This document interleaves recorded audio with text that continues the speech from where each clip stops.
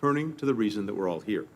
Atëherë kthehemi tek pika pse jemi mbledhur këtu sot. We honor 10 remarkable individuals. Kemi nderuar 10 persona me kontribut të çmuar, far-reaching challenges to all of our societies.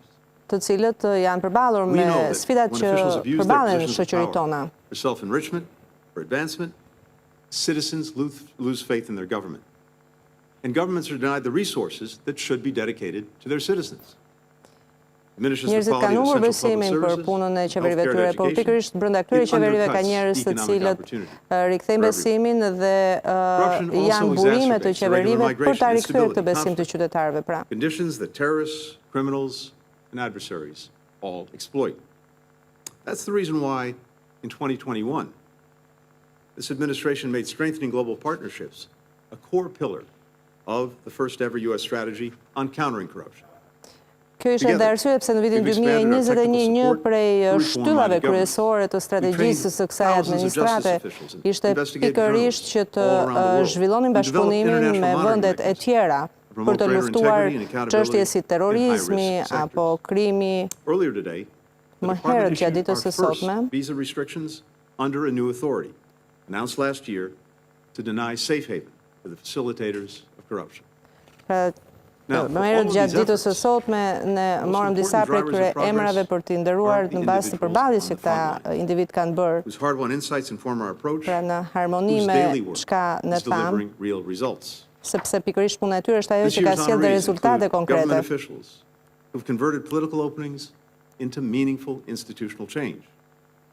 Pikërisht me politikat e tyre kanë sjellë dhe ndryshime të mëdha. I shohim në fakt të 10 individët të cilët kanë marrë. Altin Dumani leads a new national agency mandated during the constitutional reforms of 2016 that prosecutes senior officials and organized crime leaders. Today, it is the most trusted public institution in Albania. Kur e nisëm vitin 2016 ishte një organizatë e re, pikërisht institucioni që ka sjell zoti Dumani, por sot është ndër organizatat më të besueshme në vend, ka thënë në fjalinë dedikuar Shqipërisë zoti Anthony Blinken. This year, she was appointed Minister of Justice.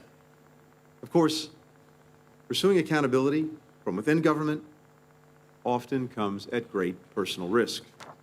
In Lebanon, Judge Carl Youssef Irani presided over some of the country's most high-profile cases of state corruption. Personazhe të cilët kanë marrë çmimin e antikorrupsionit, pra kampion të antikorrupsionit nga Departamenti Amerikan i Shtetit, ju referua zoti Dumani pak më parë, duke thënë se në vitin 2016 ishte një prokuror dhe u organizua, pra u miratua ngritja e një prokurorie të tillë që sot është ndër institucionet më të rëndësishme në vend. Dhe ndërkohë po vazhdon dhe me prezantimin e kandidatëve të tjerë zoti Blinken në një ceremoni që po zhvillohet në këto momente në ambientet e Departamentit Amerikan të Shtetit. Today's champions also represent civil society. Dr. Jim Spari Sentongo, professor, a political cartoonist from Uganda, organizes social media campaigns that encourage Ugandans to post photos depicting mismanaged state resources. Through generating public pressure, his online movements have prompted constructive steps from government, including commitments to improve infrastructure and healthcare. In Kazakhstan, the NGO, led by Didar Nurkenovich Smagulov, është duke prezantuar Anthony Blinken të gjithë kandidaturat të cilët e kanë marrë titullin kampioni antikorrupsionit, duke ju referuar ndihmës që secili prej tyre ka dhënë në vendet respektive.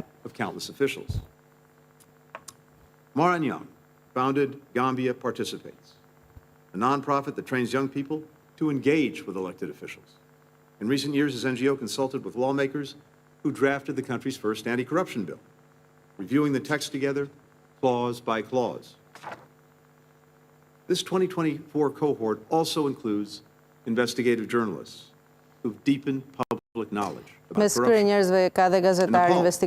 Patrika Dahls, reporting on the embezzlement of state land and selling refugee status to people who did not need it, has led to the prosecution of former deputy prime ministers among Dhe other senior pikërisht officials. ndihma e njërit prej tyre ka sjellë në zbulimin e rrjeteve të trafikimit të qenieve njerëzore dhe vendosin përpara drejtësisë dhe të njerëzve të përfshirë me politikën. Dhe pikërisht ka qenë ndihma e këtij gazetari që ka sjellë ekspozimin e një situate dhe një rrjeti të tillë. Seving flew home from an overseas conference amid a crackdown on Azerbaijan's independent media. She returned knowing that she might be arrested on arrival. She was. Now, more than a year later, she remains in detention. Prior to her arrest, Seving wrote, and I quote, "I don't feel fear anymore. I know what they can do. It does not stop me. It's more important to be useful for people. People need us." Each of our awardees has made hard choices. Secili prej këtyre individëve ka bërë zgjedhje të vështira për të në shkëmbim për të qenë i dobishëm për të mirën e qytetarëve. Dhe ne jemi këtu për të vlerësuar përpjekjen tuaj, sepse ju të gjithë jeni kampion për punën tuaj të jashtëzakonshme. Jemi të nderuar që kemi partner në këtë luftë. It's a great pleasure to present our 2024 anti-corruption champions with their awards.